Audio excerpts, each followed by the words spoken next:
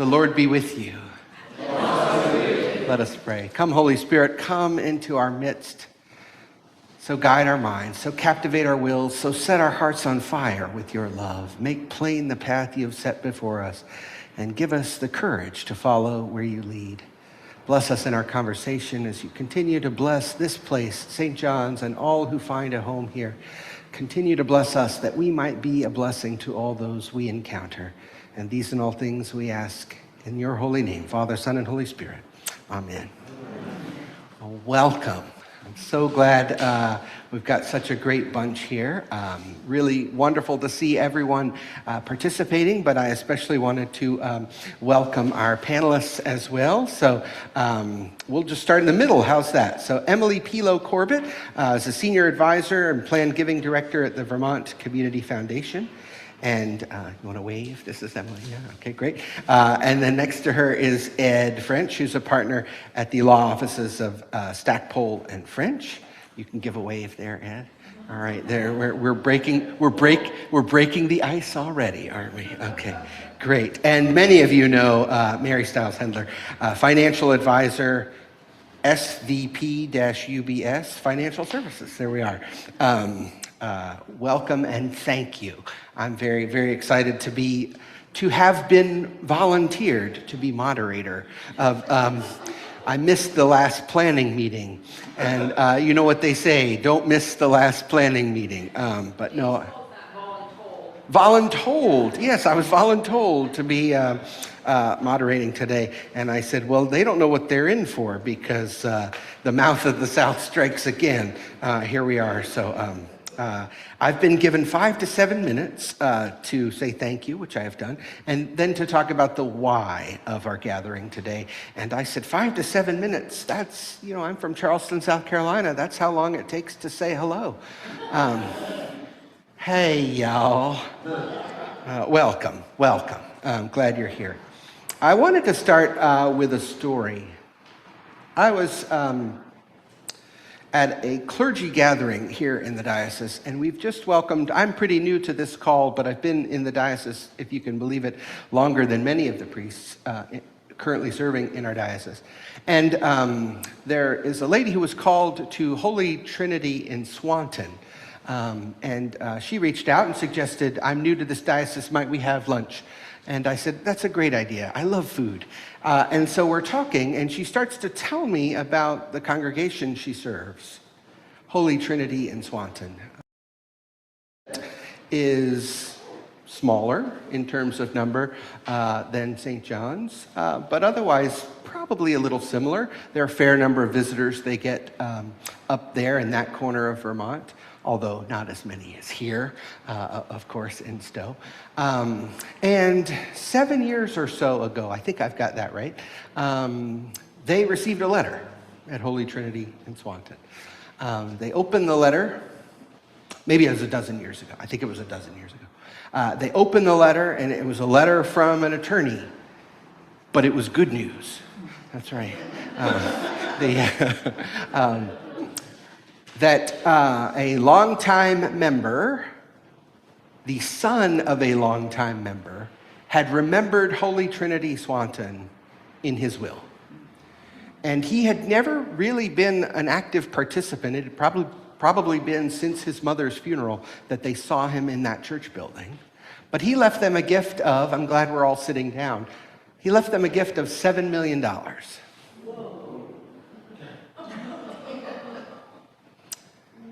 Which means they will always have a full-time priest. That building will continue in perpetuity to be maintained. They will always have the kind of music and programming that they have the vision for, that the Holy Spirit invites them to participate in. And I came away from that, this was just last week, I came away from that meeting wondering, what if? What if? Now, I don't know the hearts, minds, or more importantly, checkbooks of anyone in this room. But what about that possibility? I know that a full-time priest is important to this place, and I was called for this 3-year cure that we call priest priest in charge. Used to be called priest in charge under special circumstances. Glad we dropped that last part. But to be your priest for 3 years as a full-time priest.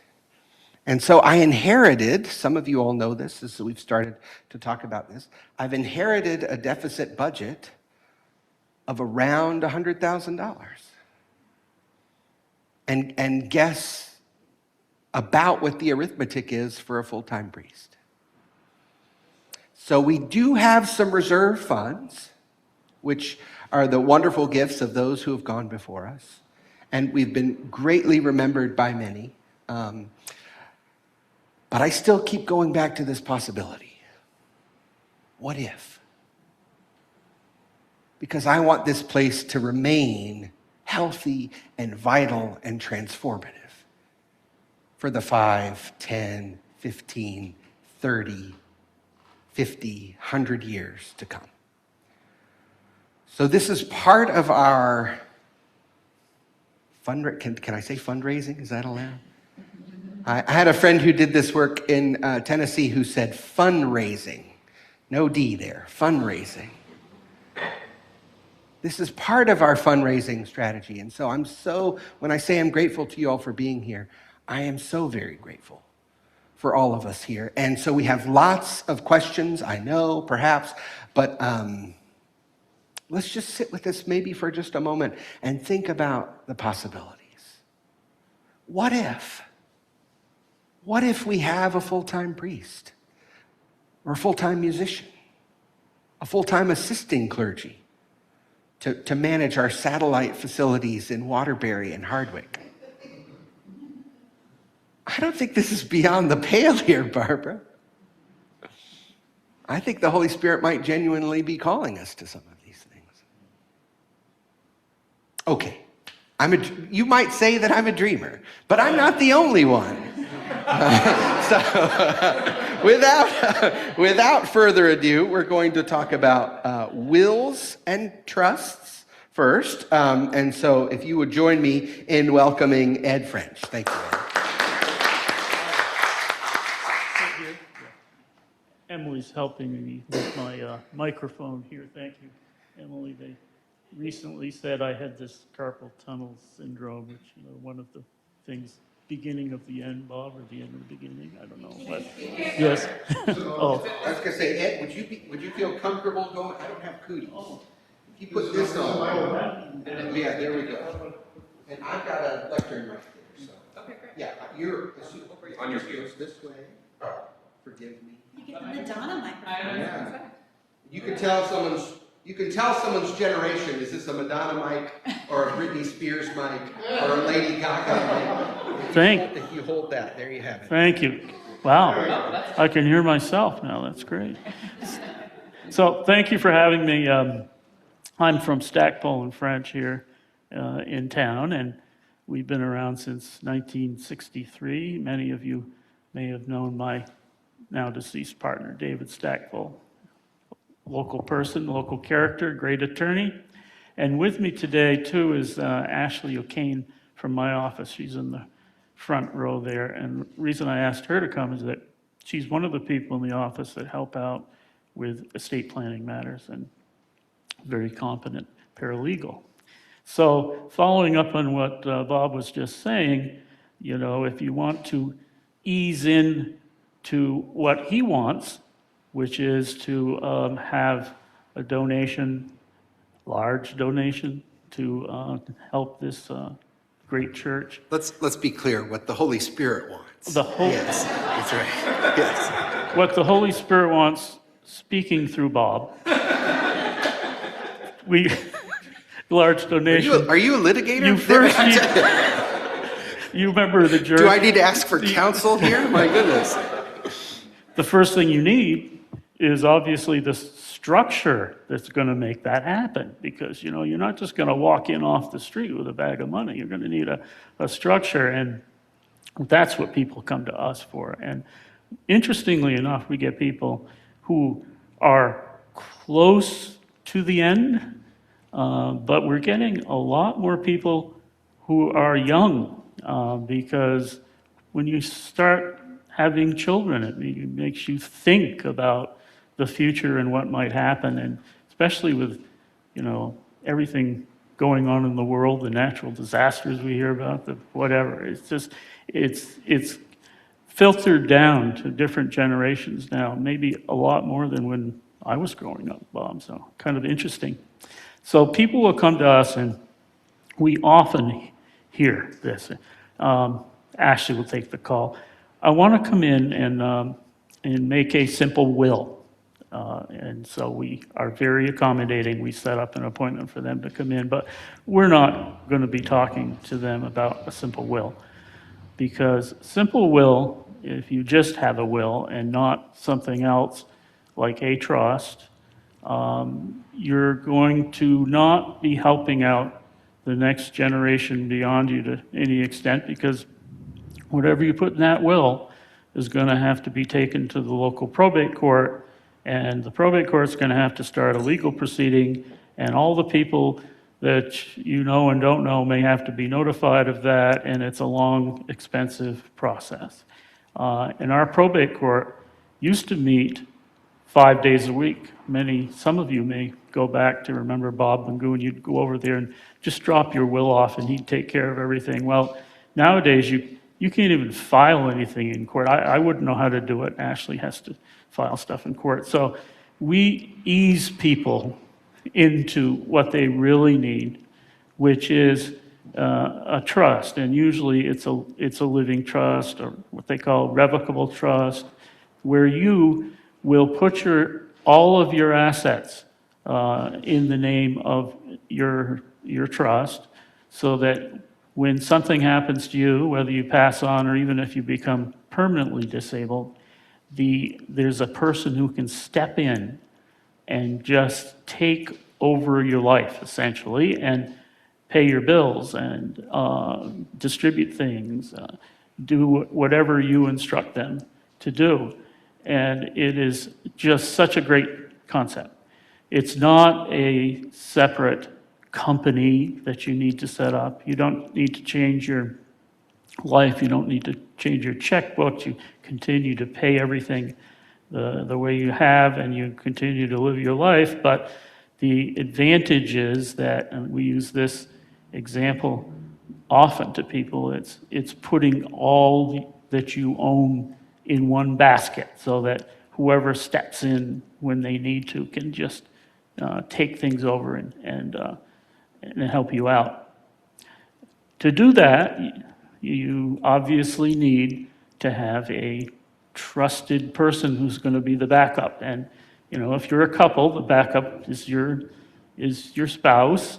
But very important question we ask people that come in, Ashley and I, and sometimes they take a long time to figure out who this is going to be, right, Ashley? But the trusted family member, or even sometime outside the family, or a professional, or whatever, that can step in and take over all your assets. Because as you think through it, we all, over the course of our lifetime, build up these disparate things, like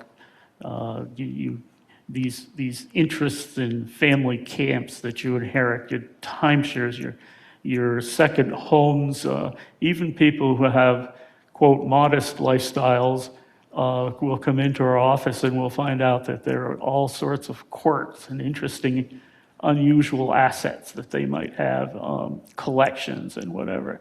And what the advantage of having a trust arrangement is that all of those are in one place, and literally someone can come in the minute after you pass on and take care of your affairs. We use many stories. We do hundreds of these a year, but we use many stories, one of which is fond to me. The guy that comes in, he had terminal cancer, owned 9 properties. He was going to die. We put all the properties into the name of the trust, and he passed on 2 weeks later, and his family slowly over time sold off all the properties without having to go to a probate proceeding. And the probate proceeding in that case would have lasted months, years to get all those properties sold, because every time you do something through the probate court, you need permission, et cetera. Just one of hundreds of examples that we can cite about the efficiency of the whole process. We also do, when you talk about estate planning, it's a package of materials. You need also someone who's named as your power of attorney in case you are in an auto accident or fall down the stairs and you need someone to just step in and pay your bills for a short period of time, not to take everything over. We do the advanced healthcare directives, which is now pretty extensive form, 9 or so pages, where you answer all sorts of questions about what you want to have done if you're on life support, and you choose, again, a trusted person to deal with that. We have, over the years, seen so many people that have either not planned well, obviously, or just haven't thought about it. And the horror stories you can imagine, that probably people in this room know about the probate of their cousin or aunt or whatever who ended up in court for a long period of time. And the thing that you need to think about when you think about doing a trust is that if you just leave the will behind with the probate proceeding, all of the kind of hidden tensions in the family tend to come out when you pass on. And if you have a trust arrangement with a trusted trustee and maybe 2 trustees, that they're in charge, and a lot of these issues are solved by the stroke of a pen, literally, and everybody gets back into place, so to speak. Some of the mistakes that we can think of that require talking through when you do a trust are, the common thing we often see is what I call the family camp scenario, or just the distribution without thought to the family members. And I'll give you an example of that. If so many people come in, they'll have 3 children and say, well, I just want to divide everything equally among the 3 children. And they're not thinking that sometimes 3 children owning a property don't always agree. One wants to sell it, one wants to live there, and the third one wants to give it to the church or something like that. So what the trust allows you to do is to think through those issues and to come up with a plan that involves resolution of disputes in case issues come up among family members. That's a real common thing that we hear. I just want to divide things equally. Well, what does equally mean? And I didn't have time today. I was thinking, Bob, I was going to, AI is very popular now, but I was going to look online and say, what would AI say about, how do you avoid tensions among your 3 children after you pass on? And I'm thinking one of the answers might be don't have them, or something. I'm going to look that up, but and I do have to touch on the AI thing because we're seeing more and more of that as we go on, where people will come in with a 7-page addendum. I just dealt with somebody yesterday.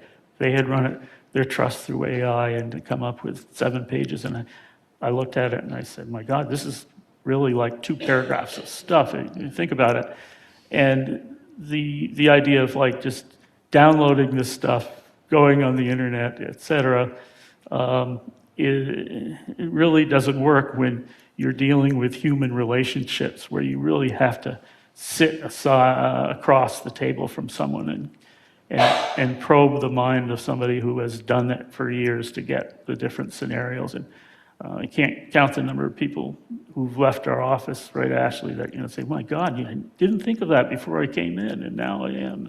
You don't get that online AI. The other important thing about trust is that once you come to our office or any office and set up the documents, you have to make sure you properly fund them. We had somebody who dropped a trust off. A very nice document, but they had never put any of their assets into trust. And there are a couple famous stories around Stowe about that too. And that's one of the advantages of, coming to Ashley and me, so to speak, is that we give people a funding letter when you sign the documents and actually follow up with people to make sure that they do follow through and do what they're supposed to do. And that's important. So in general, that's what we're talking about. Bob, any questions at the moment? Excellent. I do have some questions here, but boy, you read the notes here. You got them. So yeah. I think I hear you saying, but I think I know the answer, but is it possible or advisable to create one's own will? We don't Yeah. support that. Yeah. And I was getting that. Yeah. And the reason is that everybody has quirks in their assets, quirks in their life, et cetera, and it's not just as easy as going online and saying, I want to give everything to my children. Like I say, I want to divide it equally among my children. Well, what if you have a house and an investment account, et cetera? Who gets the house? Who gets the investment account? I don't think that AI is sophisticated enough yet to do that.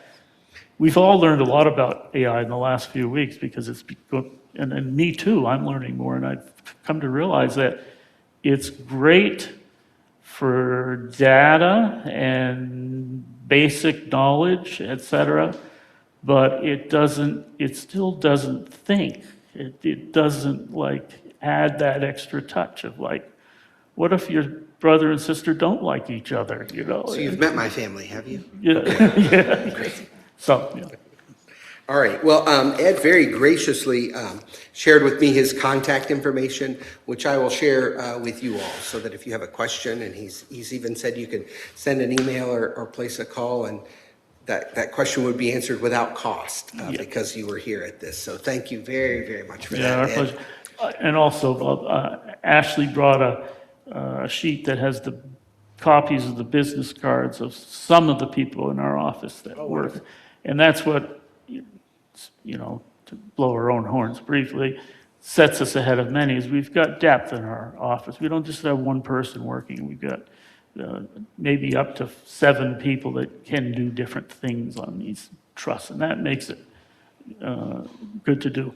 One other thing I should mention too, cost, because everybody comes in and they talk, how much is this going to cost? And I thought of an example this morning, as when I got up, actually, that was something we could tell people, and that, you all own property, you all own your house, and doing a trust and the related documents isn't much more than what you pay for insurance on your house for 1 year. And the documents we do are basically lifetime documents. So when you think about it, it's kind of like a insurance policy of some sort. Yeah.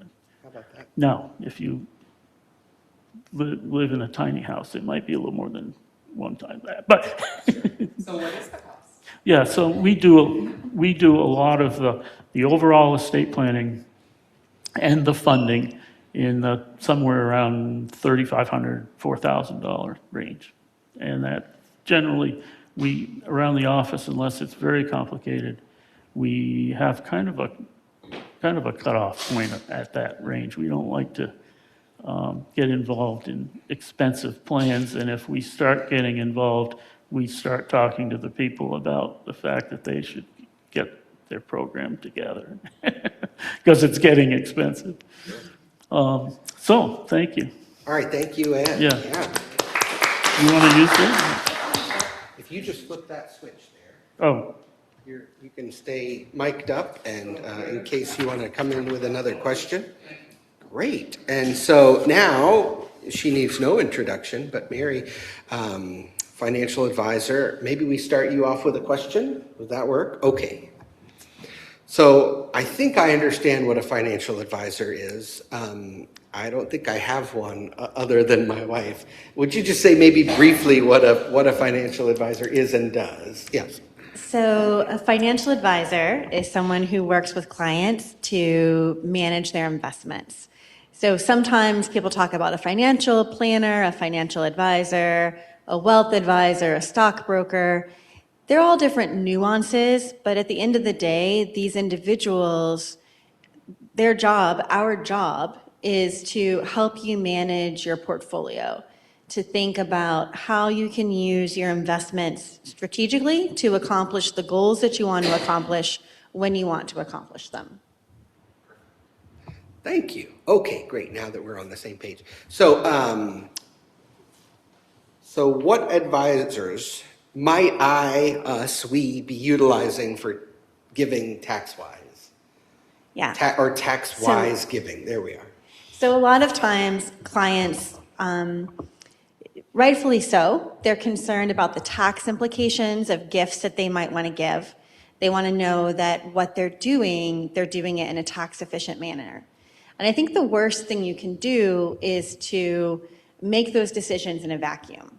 In an ideal world, you would have a team of people helping you. You'd have your CPA, your tax advisor, who's going to be able to make projections about what your income is going to look like, what your taxes might be, and then how gifts might help offset the tax impact that you've generated in other areas of your life. You'd involve your financial advisor, someone like myself, who's going to look at your balance sheet, look at all of your investments and say, okay, if you want to make this gift, should we be making it in cash?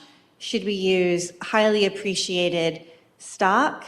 Should we do it with real estate? We would help you make that decision to identify which asset is the best to give away or donate so that you're not putting yourself in a situation where you might outlive your assets, where you might end up running out of money before you pass away. The other person who should be involved would be someone like Ed, an attorney who would sort of be the architect behind the gifts, right? That person would help you if you wanted to do it in the form of a trust or do a gift later in life. If you're going to be giving a gift during your life, you would still want to be talking to the attorney to figure out if the gift that you're making might impact exclusions that you have, or it might have some sort of impact on the estate plan that you've put into place. And then it's always nice to rope in someone like Emilye, who works with a community foundation, because they have other tools and resources that can help maximize your giving strategy. Thank you for that. So you mentioned a few of them, but what are some of the assets that we might consider as gifts, and especially with your experience here at St. John's, maybe what have you seen come to this place? Yeah, sure. So a lot of times when people think about giving a gift, they just think about money. They think of cash. And when you're giving a gift, you don't need to be limited to cash. You can give gifts of stock. A lot of times people may have inherited stock, so it's got a very low cost basis. So the cost of selling it, they're going to have a big tax bill if they sell it. You can take that appreciated stock and give it to an organization like St. John's. I mean, why would you want to give to anyone else? But that's my opinion. So you could take this appreciated stock and give it to St. John's or someone else. And then the organization can sell the stock and take the money, and you avoid the taxes, and you've accomplished your desire to give a gift. So that's a great asset you can leverage when thinking about gifts. If I may break in there, Yeah. in fact, so my brother, who's very savvy, and he's married to a CPA, and she's very savvy too, they figure out their tax that they owe before the end of the year, and then they call me in December and say, you're getting a gift of this much, because they would rather, places I have served in the past, get that money than the federal government. So you can be that kind of proactive, so minimizing your taxable income by offsetting with a gift. And you're basically paying the same amount, and the difference is St. John's or a place like it benefits instead of Well, we'll leave the federal government out of this for now. So thank you, Mary. Sorry, other assets. Another way people, clients of mine, have given gifts is by using, if you're at the age where you're starting to take a required minimum distribution out of your IRA, a lot of times clients will use that as their giving vehicle. So instead of taking the RMD and putting it in their pocket, they'll give the money directly to the charity that they want to support. So a lot of my clients will give me a list at the beginning of the year and say, my RMD, the amount that I have to pull out of my IRA this year, is X. Rather than sending me that money, please send it to these 5 organizations. And then we send the money directly to those organizations. One organization. It goes to the organization. So it's a tax efficient way to give the money. For example, if you were to take your RMD, you realize that is income. It impacts your adjusted gross income for the year, which can impact your taxes, it can impact your Medicare benefits, all these things, right? If you want to support an organization and you can do it without realizing the income yourself, it makes a lot of money. I mean, it makes a lot of sense. It saves you money. It gets more money to the charity of your choice if that money goes directly to the organization. But I still pay the tax. No, you don't. No. It's called a QCD. A qualified, it's called a qualified charitable distribution. So if that's something you're not doing, I recommend that you talk to your financial advisor or your stockbroker, wherever you have your IRA, and ask them to help you set that up. Do you do a portion? Or do Yeah, you can do a portion. That's how come my client will give me a list of all of the people or the organizations that she wants to support. And then if there's anything left over that still has to come out of the IRA, then we send it to her. But she makes sure that we take care of the charitable distributions first. So that's a second way to really think about things. Yeah, question? So I have a similar question in regards to gifting stocks. If you gift a stock to an organization, say St. John's, does the value of the stock, well, if St. John's sells the stock, what are the tax ramifications? Does the value go up to the current level? I'm going to do my best to repeat this for the recording here. So Rini asked, if an individual gives a stock to an organization like St. John's, sort of what happens to the taxable, does the organization have to pay on that? Does the individual have to pay on that? So, yeah. You avoid capital gains taxes. So, and the charity, because they're a charity, they are not impacted. Yeah. This is the beauty of being a church, which is a public benefit corporation under the 501c3 designation, is that you can give us gifts and we don't have to pay taxes on those gifts. So thank you all for your gifts. And just as I may, you mentioned 5 organizations. I'm going to go ahead and say your college has enough money. And who are these children? Don't they have jobs? Okay. Andy? Oh, another question in the back there. Yes, Andy, go ahead. To put it in dollars and cents, both questions. So if your RMD, as an example, is $5,000 a year, and you give $1,000 of that as a qualified charitable distribution, what the government sees as your income is 4. Right. So it reduces the 5 to 4. I may just restate that. So if you have a required distribution of 5 and you give 4, then your income then is 1. That's right, according to the federal government there. Perfect. And then also around the stock, if you have stock that's worth $5,000, you will get, and you donate it to a charitable organization, you will get a deduction from the charitable organization, and you'll avoid all your taxes on that stock. That's right. So That's another important nuance. I should have mentioned that. Yes. Not only do you get to avoid paying capital gains, you get a deduction. So I may just restate that. So if you have $10,000 in stock and you give it to St. John's, you can avoid, not only avoid the taxes on that,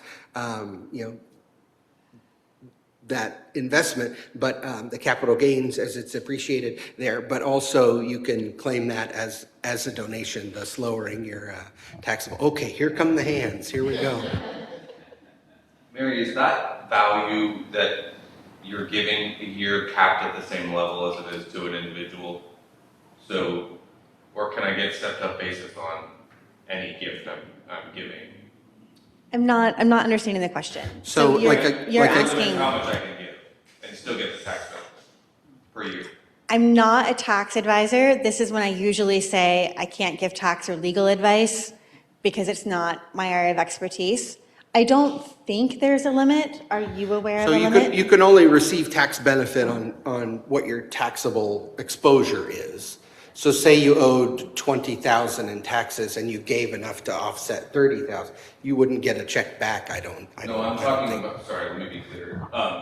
So like a gift tax. In an effort to avoid paying capital gains tax on appreciated stock, if I were to give that to, let's say, my kid, the government says I can only give a certain amount per year Before it's taxed. Before it's taxed. So that's a gift tax. We do not have that. Yeah. Yeah. Perfect. I think that's for all 501c3s do not have that. No, it's just St. John's. Yes. Thank you, Jim. Yeah. Karen, a simple question. I think I know the answer, just to make sure. If I sell the stock within my IRA, and there is a substantial capital gains, and then I take the same amount to donate to St. John, or St. John, still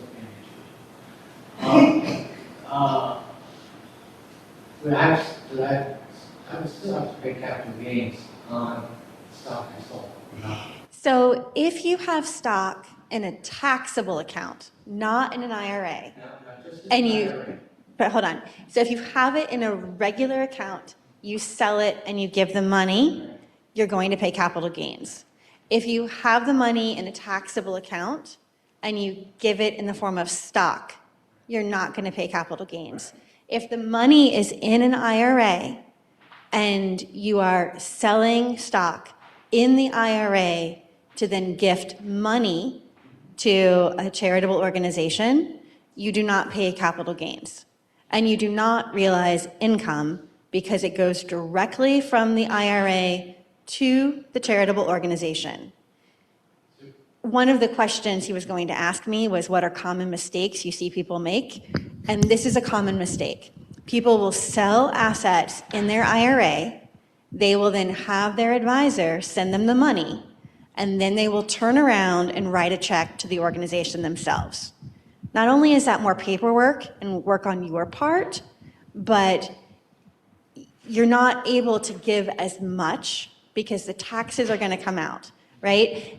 You're going to have taxes withheld when the distribution comes out of the IRA and comes to you, and then that's going to be realized as income, so it's impacting other areas of your life. And then the charity doesn't get as much as they would have otherwise gotten. Thank you, Jim. Yeah. Great. Wow. What a fruitful conversation here and how quickly it's gone here. So we may, again, there will be time for questions and mingling afterward, but maybe are we ready to move to? Oh, I'm sorry. I have a question that I think will segue us.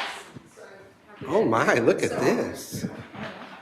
If I have a bunch of stock that I want to gift, but it is more than I want to gift in a particular calendar year, can I gift all of that to a fund that I create at something like Vermont Community Foundation and have that money sort of like in holding so that I can gift it over the course of multiple years? That's a beautiful segue.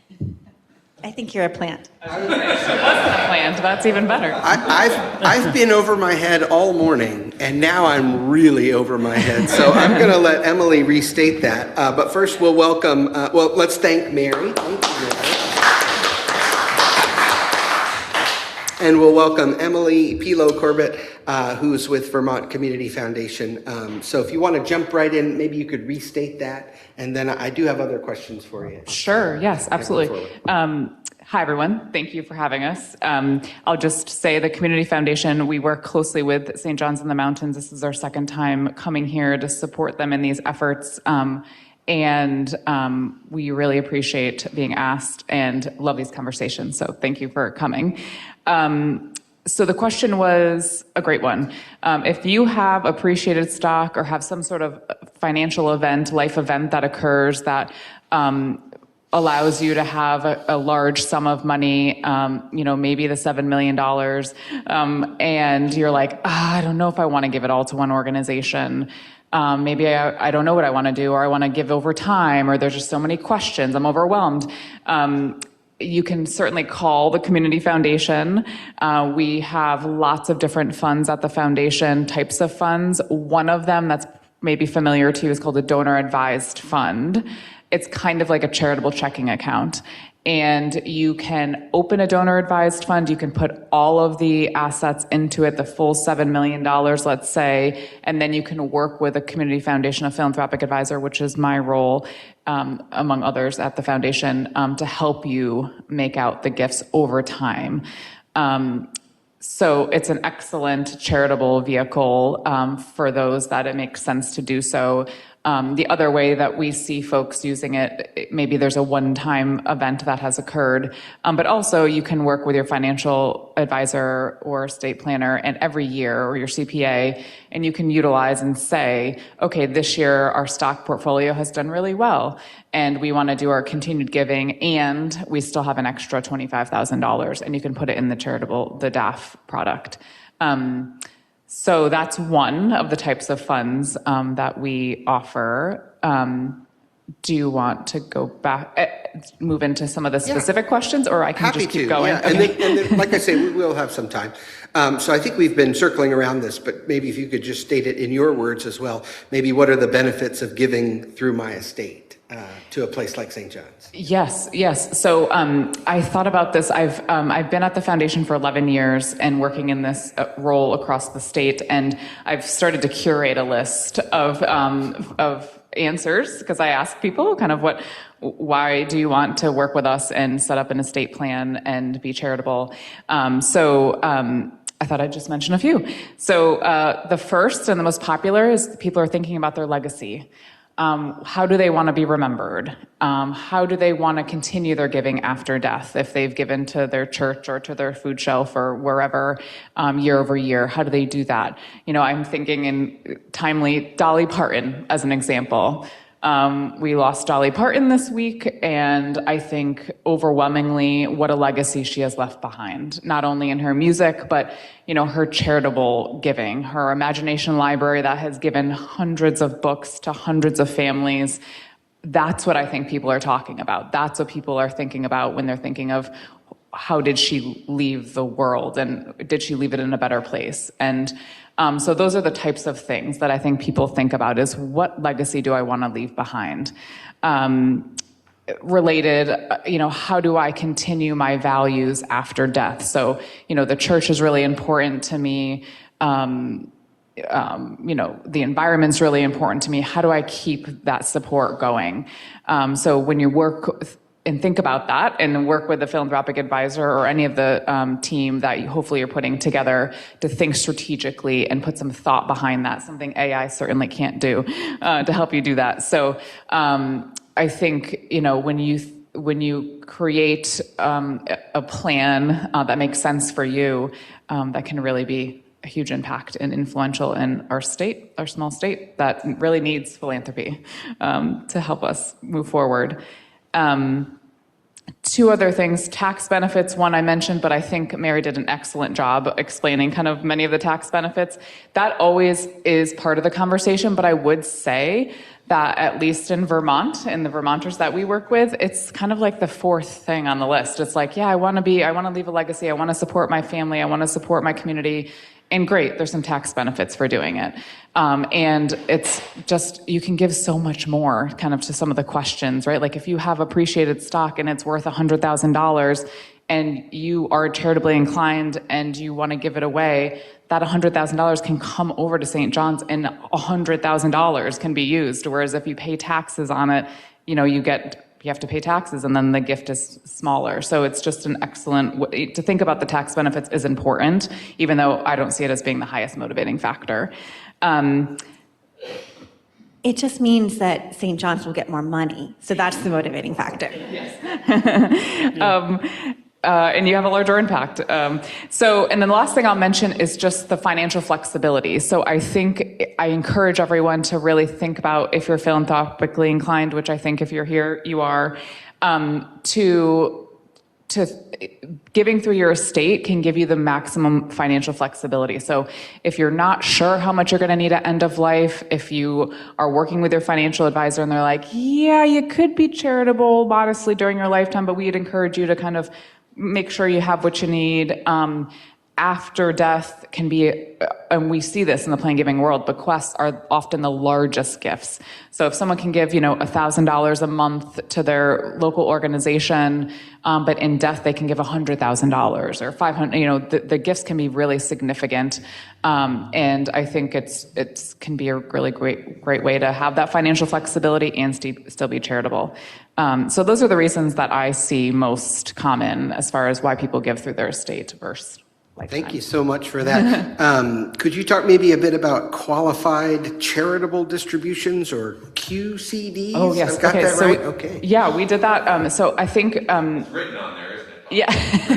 QCDs, I would think of, let's see, Thriller was produced by Quincy Jones, Off the Wall was, okay, QCDs. That's a little music joke there for you. Okay. So not to reiterate anything that already has been said and a lot of great questions, I think I can build on that. So a couple of things that didn't come up is that there are maximums per year. So right now, and they have shifted. So I'm forgetting when the actual QCD came in to be. It was through anyway, it started at 100,000. Now it's 111,000 per person, per social security number. So there is a maximum that you can do per year. So that's something to consider. Not a ton of people. I mean, most people I think are more like the $5,000 or $10,000, the required minimum distribution. But some people have, very, very large IRAs or qualified plans that, $100,000 is a potential there. So I just wanted to mention that. And that's, again, like the importance of working with a financial advisor so you make sure you're within all the guardrails. But also I wanted to mention that, we get a lot of calls from people who are thinking about using their QCD and need some help to think about that. So I just wanted to mention, there's a lot of different ways, and I get back to impact. So you can give directly to your church, to your food shelf, to your humane society, $1,000, $2,000, that's great, and we encourage people to do that. But we also encourage people to call us and have a conversation if you're giving more than that, because there's other ways you can do it. So you can, at the foundation, last year I was working with someone who he's been giving a couple $1,000s a year, utilizing the QCD option from his retirement plan, and then had a significant wealth event and was able to give much more away. And he needed some help thinking through what's the best impact I can have here. So we continued, the suggestion was, that continue the $1,000 to the, kind of couple local organizations. They depend on that. We want that to keep going. And on top of that, he talked about women and girls and honoring his wife and supporting the highest and most pressing needs in Vermont around women and children. We happen to have a Vermont Women's Fund at the foundation. We have thousands of funds. That's one of them. So he made a gift into the Vermont Women's Fund. And then he did also choose to open what's called a donor designated fund for his alma mater, which perhaps maybe didn't need the money, doesn't need the money, but that's his choice. And he wanted to do that. And he wanted to be anonymous. So he opened a fund at the foundation, put in about just over $25,000, and then we invest it, and 5% goes back to his alma mater on an annual basis, and then he continued to add to that throughout his life and through his estate if he wants to. So all that is to say, the QCD option, using your required minimum distribution, can be really a huge impact. There can be strategy behind it and have a huge impact Really, it's kind of, you're not taking it as income, so it doesn't feel like you're kind of losing anything, I guess.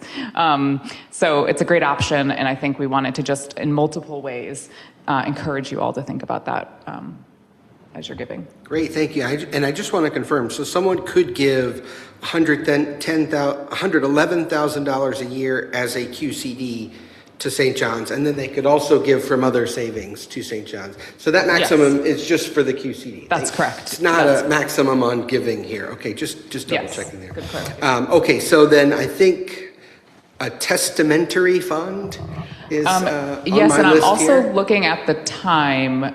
Well, we start about 5 after. Okay, so I just want to make sure we have enough time for questions. Thank Okay, you so much. I can quickly talk about that. Yes. So one thing that we offer at the foundation, we work with our partners, estate planners and financial advisors, to folks come to us oftentimes and want to be charitable through their estate plan, and oftentimes have a lot of nonprofits that they want to support, or areas of interest, or maybe want to support Vermont at its highest and most pressing needs at the time they die. 20 years, who knows what it will need.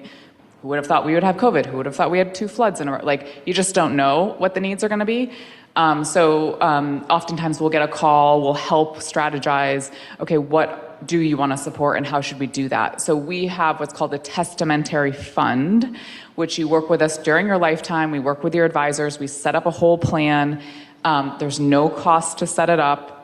There's also no money in it until your death. And you can fund it then with, your retirement plan as a beneficiary designation. You can fund it with, your highly appreciated stock, the sale of your real estate, whatever it is, whatever makes sense for you.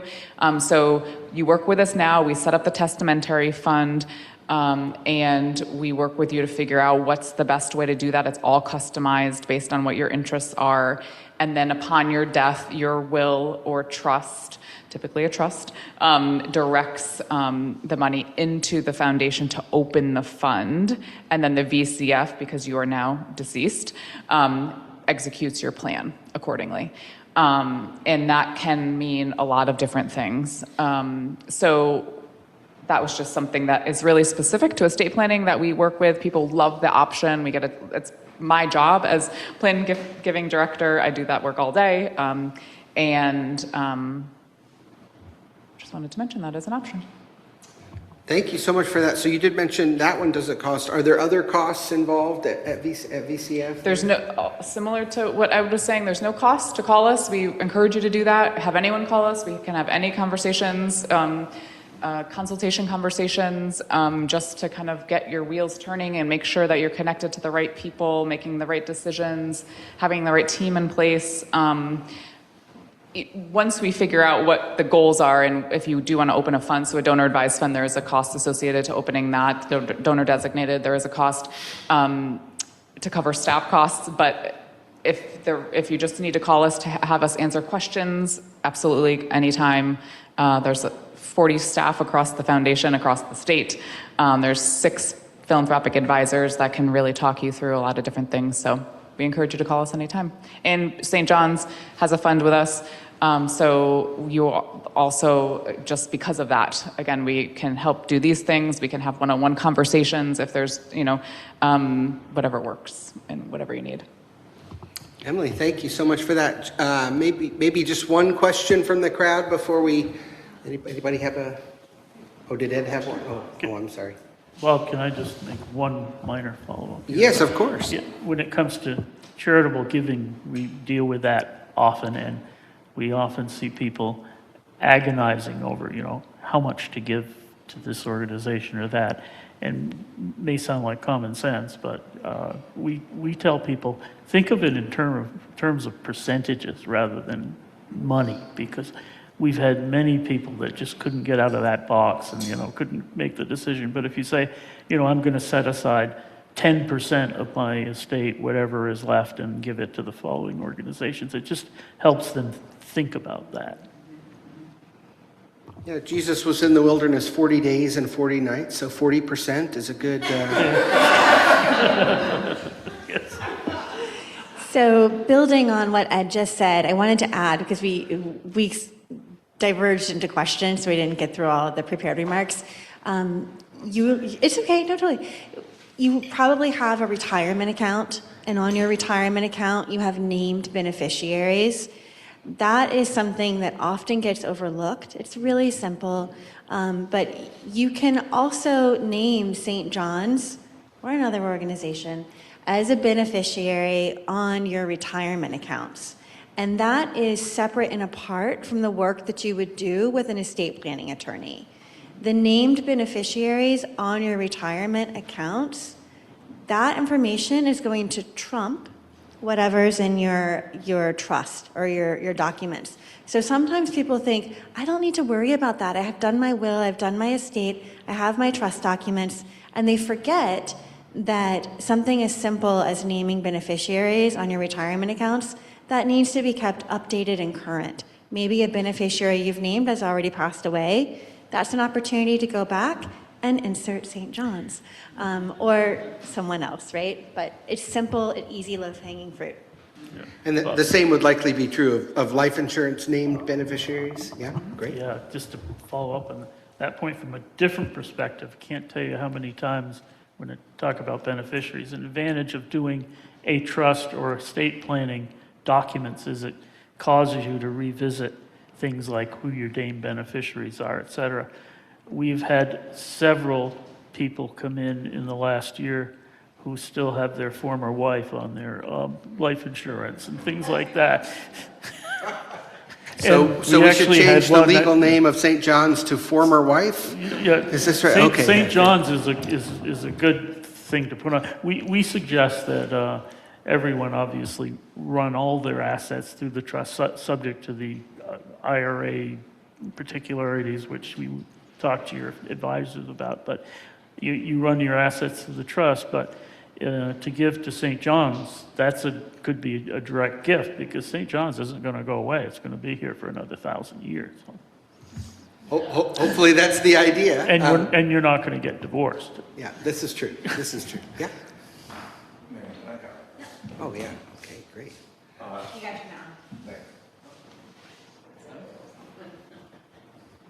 You guys all know me, James Grace. I'm the senior warden here. In a long line of great senior wardens, including Mary and Andy, who are both in the room.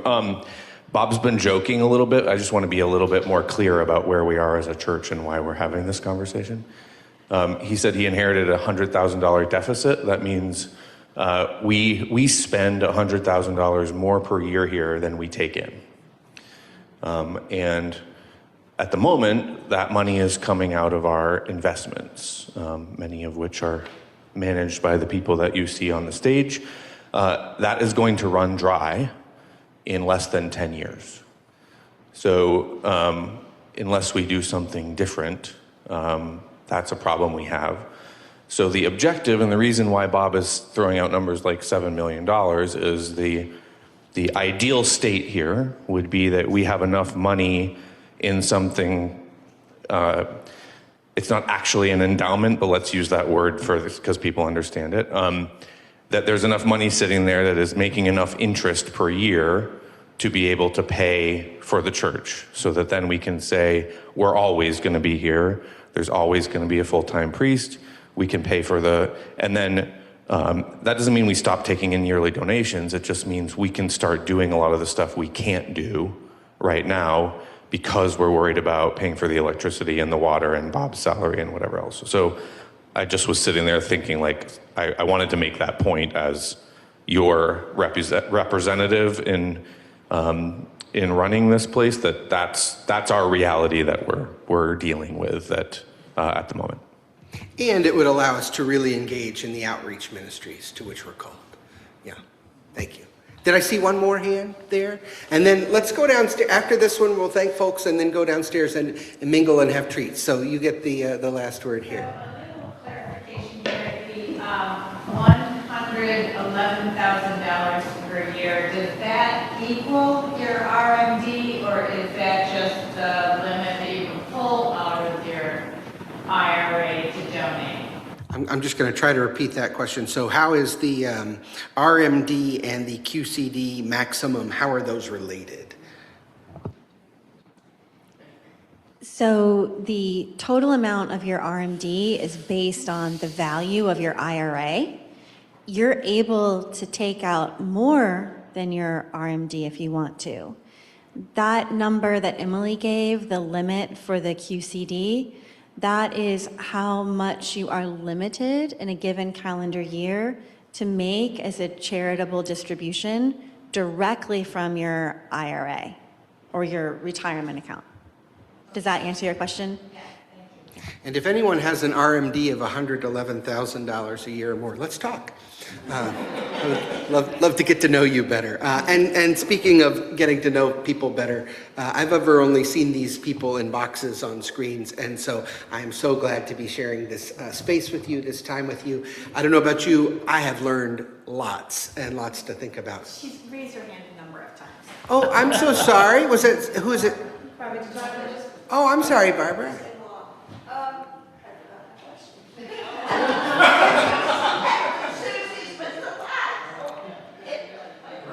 Well, there will be time for questions downstairs, but first, can we thank these folks here? Well, one last point. Ashley has copies of our business cards from the office for the various people that work on things there. And if you want to, like Bob says, if you want to call us and ask follow-up questions, we would be pleased to answer them for you. Thank you for that. So downstairs we have treats. We will also have our presenters down there if you want to ask questions more personally or talk with Ashley about how you might reach some of these folks. But thank you so much. I really appreciate everyone here today.